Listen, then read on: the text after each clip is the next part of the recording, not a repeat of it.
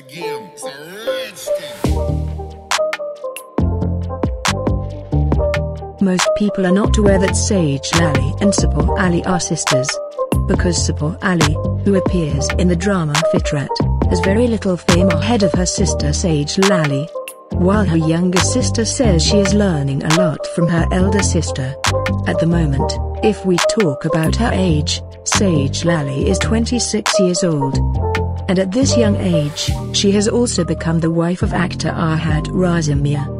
The two sisters have only one brother who has gone to Australia to complete his education. After marrying Ahad Razamia, Sage Lally is not seen in new dramas. Because she thinks it is necessary to give time to her in-laws at this time. Here we will tell you one thing, that Sage Lally is also the daughter-in-law of Pakistani actor Asif Razamia.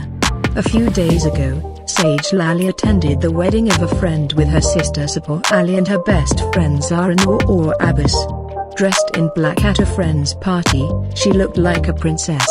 So let's take a look at the beautiful pictures of these three actors together.